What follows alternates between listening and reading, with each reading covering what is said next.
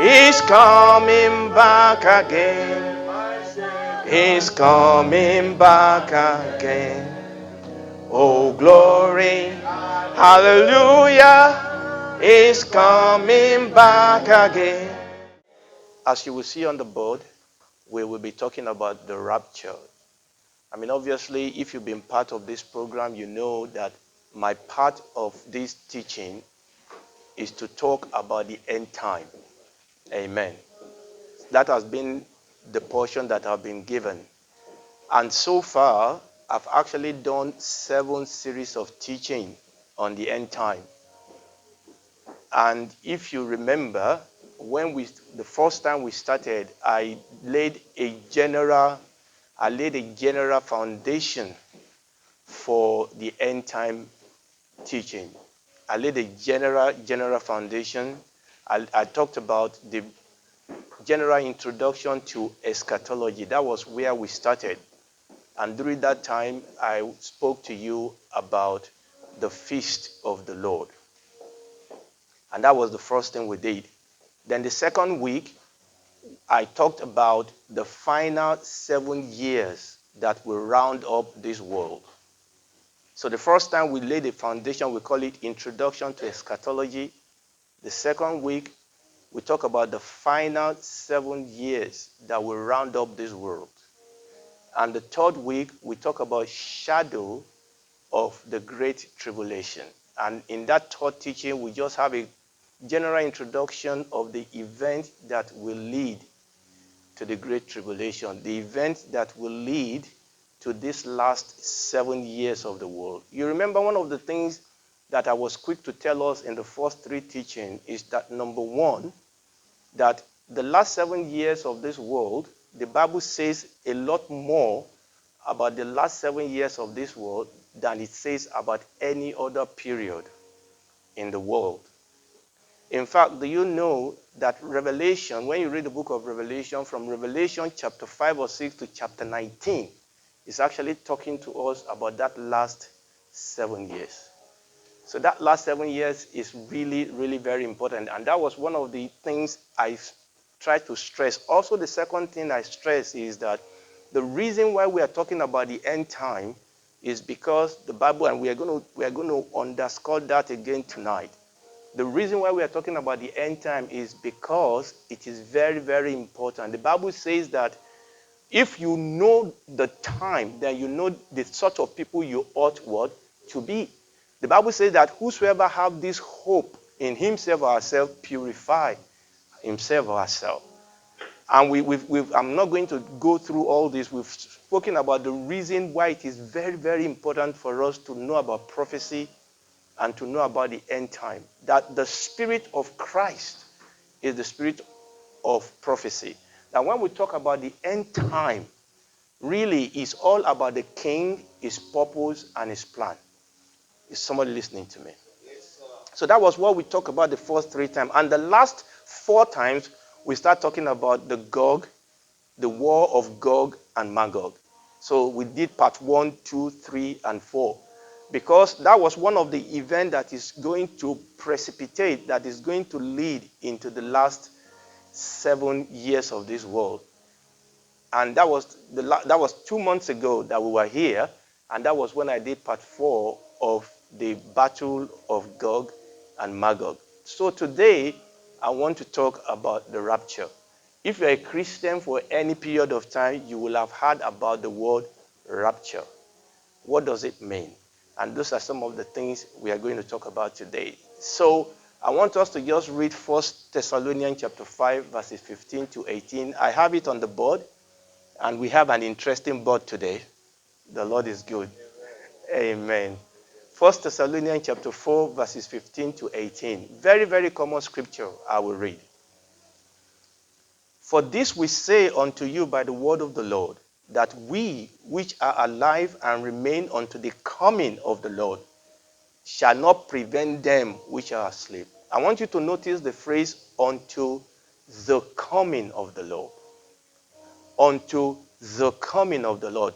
2 things I want you to understand: that this world in which we live was created, and the Bible says that God has sent a boundary when this world will come to an end. This world, this earth that we live in, is not going to go on forever, number one. Number two, that the Lord Jesus came the first time. Is somebody listening to me? And the Bible says that when he was going, you remember, the Bible says that the apostles followed him. And as he was talking to them, he was what? He was taken into heaven. And the Bible says, as they beheld him, two angels appeared to them and said, why are you looking into the sky? They said, this same Jesus that is taken away from you will in like way what? Come back again. So this place is saying, Paul was telling the Thessalonians, the church there, he said, listen, for this we say unto you by the word of the Lord. In other words, this is not something we make up ourselves. This is God's plan. This is God's purpose. That what I'm declaring to you now is by the word of the Lord. That which we are alive and remain unto the coming of the Lord shall not prevent them which are asleep. In other words, the Lord is coming. And I want to tell you something. Please listen.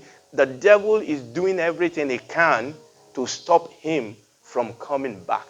You know, the same way that when the Lord Jesus came the first time, the devil tried to kill him. Because the devil takes his coming very, very seriously. Because when he comes, it spells judgment for him. His coming spells judgment for the kingdom of darkness. The Bible says that the devil has come to you because he knows that his time is short.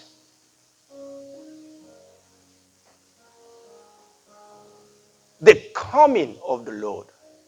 And you need to understand that that coming will bring joy to some people, but it will bring judgment to some people. That's right. Hallelujah. The coming of the Lord. The Bible says, verse 16, for the Lord himself shall descend. Now we are going to break through some of this word. By the way, you can see when we started that this is just part one. I'm not intending to do everything today. Verse 16, for the Lord himself shall descend. The Lord himself. He's not going to send an angel this time. The Lord himself. He's not going to send a prophet. He's not going to send a pastor. The Lord himself shall descend from heaven with a shout, with the voice of the archangels, and with the trump of God. And the dead in Christ, not every dead, this one, the dead in Christ shall rise first. Then we which are alive and remain shall be caught up together. You understand that we which are alive, those are the we also in Christ. Not the people of the world. Verse 17 again. Then we which are alive and remain shall be caught up together with them. We are in the cloud to meet the Lord in the air. In the cloud, in the air. The Lord descended, but he didn't descend all the way. Somebody listening to me. He descended, but this time not all the way. Not like the first time. When he came the first time, he came all the way. But this one, this portion we are talking about, the Bible says will descend, and then we will meet him in the cloud. This meeting is not going to take place in a hall.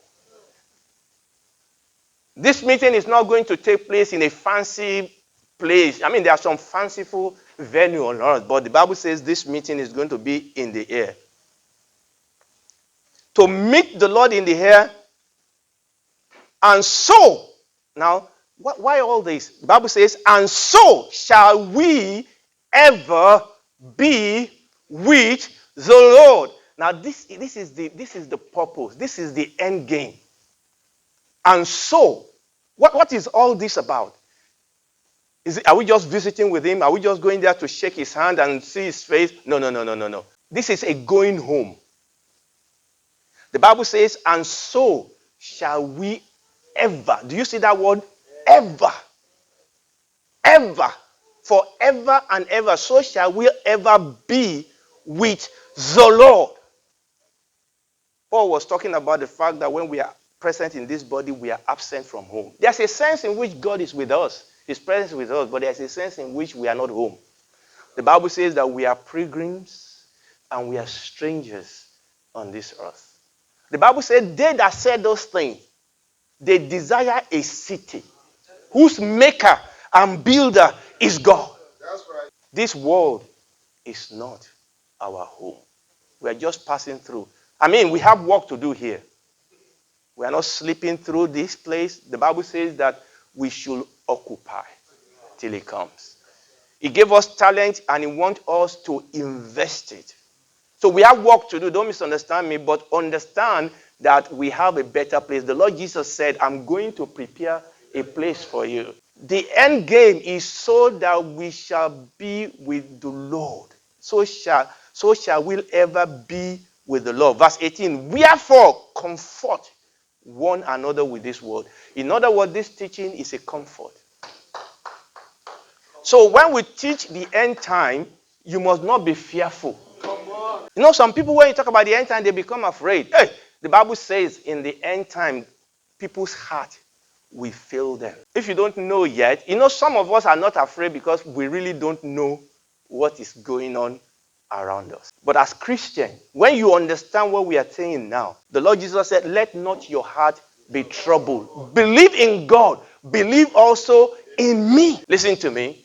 We are living in a time now that if you don't know the God you serve, you will be afraid. Do you know why people will bow down to the Antichrist? Do you know why people will welcome the Antichrist? It's because things will be so bad. There will be so much confusion. Listen to me. Most of the head of country don't know what to do with anything again. Everything that has worked in the past is not working. I mean, I always find it interesting. Every single nation is in debt. For God's sake, to who? Everybody have trillions and trillions of dollars of debt. Who are we borrowing this money from? The things that are going on in the world today, the world is upside down. People don't know what to do. Terrorism, all sorts of things happening. But the Bible says that we have a blessed hope. That's what the end, for a Christian, this is what the end time is all about. Your blessed hope. Comfort one another with this word. Soon and very soon, we are going to see the King. See, it's a comfort. And that means that if you don't understand the end time, you are not going to have this comfort. This is the picture that we have been using. The reason why I put up this picture again is that when we start talking about the rapture, we need to talk about it in context. Like we said, that is the 7 years that is going to finish the world. And we are somewhere here before the 7 years start. And we talk about that battle just before the 7 years, the battle of Gog and Magog. When you want to talk about the rapture, you always have to talk about it in context of what is going on in the end of the age. Now, I did tell you that the final 7 years of the world, we're going to talk about the battle of Gog and Magog. We've done that. And then that after that, there will rise the Antichrist, and there will be the great 7 year of tribulation. And then the Bible talks about the abomination that will cause desolation, and then the battle of Armageddon. Now, I'm just talking, I've shown you this slide before. I'm going to come back, if the Lord tarries, another time, and we're going to talk about this. I've shown you all those two slides so that you can see the context within which the rapture is going to take place. But what I want to talk about today is, once you talk about rapture, there is a controversy. And this is usually the controversy. People will say, when is the rapture going to take place? Is it before the 7 years start? Is it at the beginning of the 7 years? Is it somewhere in the middle of the 7 years? Is it somewhere at the end of the 7 years? And I'm going to talk to you about that, but not today. That is not the question. One of the reasons why so many people are so confused and there is so much controversy and so much fight about the rapture is because the first question people ask is, when is the rapture going to take place? That is a good question, but that is not the first question. The first question is not when is it going to happen. The first question is, what is the rapture? Why is the rapture?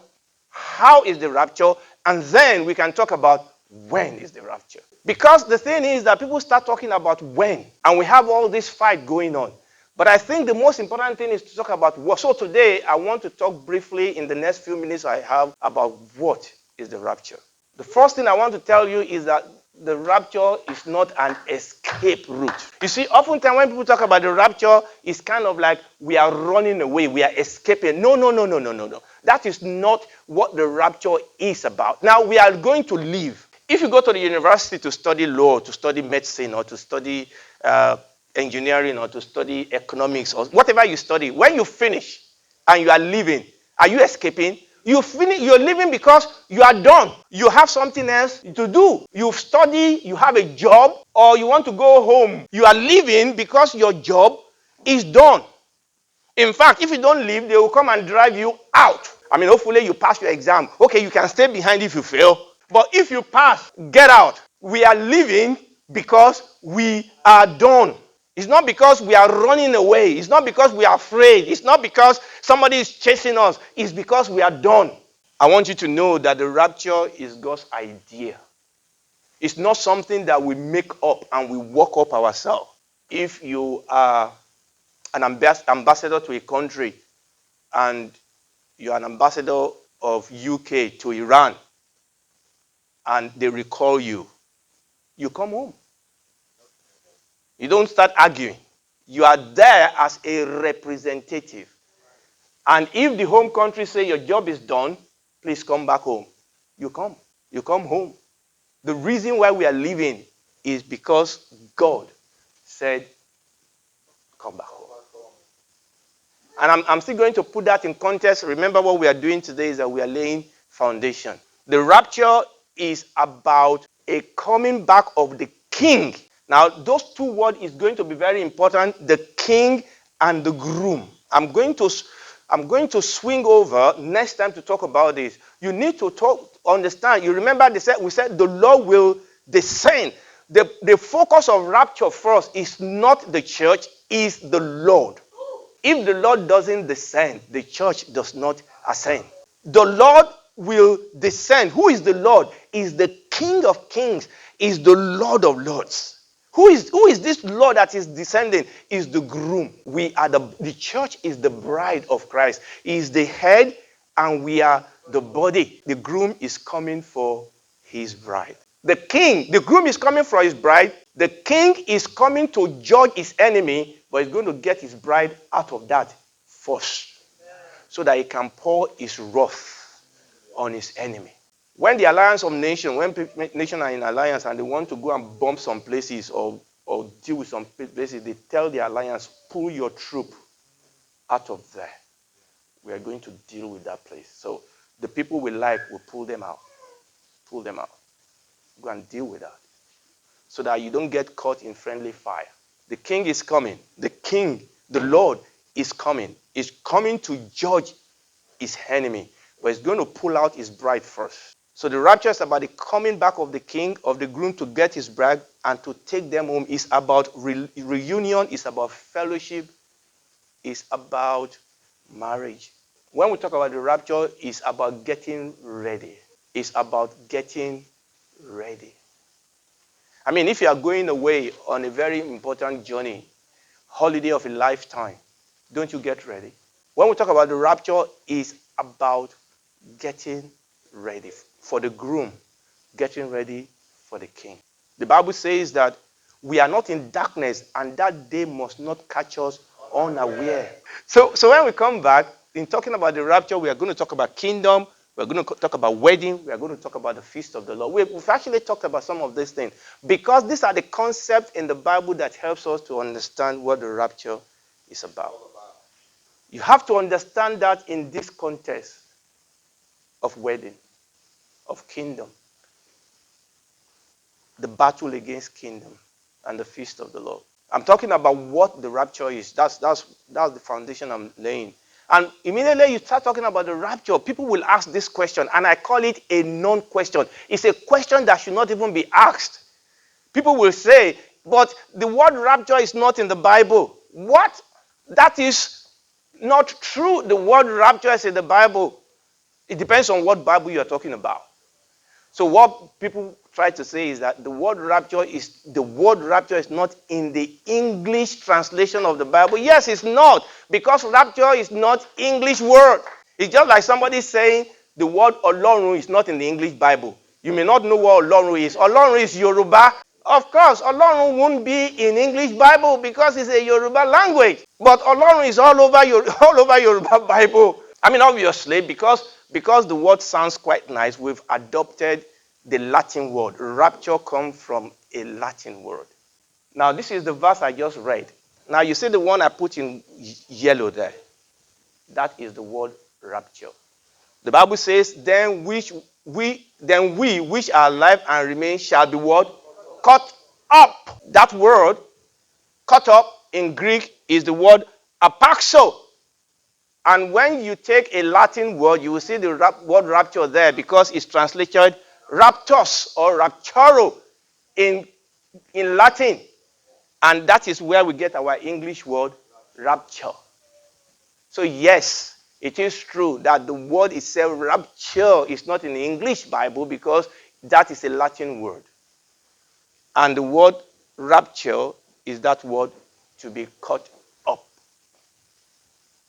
So the Bible says that we which are alive and remain will be caught up. We will be raptured. So that's where the word comes in. And by the way, that word rapture is actually used 14 times in the New Testament. So that is not the only time it is used. And you will be surprised that oftentimes it is used for a thief. It is used to let you know how a thief comes. A thief comes suddenly, in the night, to take things when you are not expecting.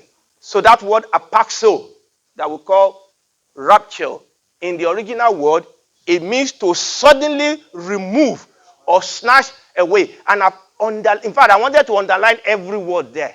To suddenly, the word rapture is going to happen suddenly.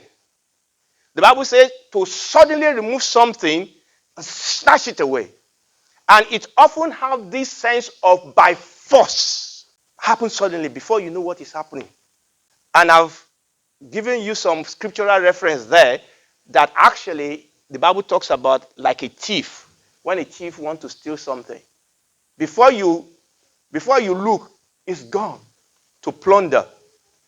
Now, I'm not going to have time to read through this. Acts chapter 8 was when Philip, you remember Philip when he went to talk to the Ethiopian eunuch. And the Bible says he baptized the Ethiopian eunuch as suddenly the Holy Spirit caught up. That's apaxo. I mean, he was talking to this guy. The guy said, oh, there's water, baptized. He baptized him, came out of the water, and suddenly Philip disappeared. He was raptured. No, I mean, he didn't go to heaven. I mean, obviously, he was seen somewhere else. But that was what apaxo is. Suddenly, he was caught up. And the guy didn't see him again. That second scripture that I underlined, Acts chapter 23, verse 10, this was when Paul came back to Jerusalem after he's been around. And anyway, they caught him and they were going to kill him. All right? They were pushing him and pulling him. And the Greek commander sent his soldier to take him by force. Get there and take him by force. Do you understand that when rapture comes in, death will not stop you? All the problem that is weighing us down, as long as you are a child of God and you are in the right relationship with God, everything will fall away. Nothing goes with you, not your beautiful car, not your beautiful house, not your beautiful joy you are killing yourself about. The only thing that will go with us is what have you done with Jesus? And what have you done with the gift? Where God will ask you, what have you done with the gift I gave you? That when we meet him in the air, he takes us away. I mean, can you understand what will happen? I mean, picture this. A pilot is piloting, driving his plane, and suddenly, and the pilot is gone, and the co-pilot is gone. I mean, this is going to happen. Or somebody is on the operation table, and the surgeon is operating, and suddenly surgeon disappears. Or we are in church. God help you. If everybody disappears, you are the only one left. Wow. If you see what I wrote at the first slide, I said you better be ready. I better be ready. 1 Corinthians chapter 15, verses 51 to 53, it says, behold, I show you a mystery. We shall not all sleep, but we shall all be changed. In a moment, in a twinkling of an eye. Many of us think that word means in a blink. No, it's not a blink. It's a twitch of the muscle. In the original word, it's not a blink. It's a twitching of the. But your muscles are twitching all the time, but you don't even know it. In a moment, in the twinkling of an eye, at the last trump, for the Lord, trumpet shall sound, and the dead shall be raised incorruptible, and we shall be changed. For this incorruptible must put on incorruption, this mortal must put on immortality. Verse 58 says, therefore, my beloved brethren, be ye steadfast, unmovable, always abounding in the work of the Lord, for as much as you know that your labor is not in vain. This is the purpose, that we are ready. The Bible says that blessed is that master, whom, if the master come, we find him doing what the master told him or her to do. People of God is coming back. So, that place that we read gave us 5 stages to rapture. The first one is that the Lord himself shall descend. I've gone through it. Number 2, the dead in Christ will what? Rise first. Number 3, and the believer which are alive, hopefully yourself and myself, the Bible says that we'll be caught up and we'll meet them in the cloud. Number 4, we'll meet in the air. Number 5, so shall we ever be with the Lord. Let's stand up on our feet. Let's stand up. Father, we give you praise. Lord, we give you praise.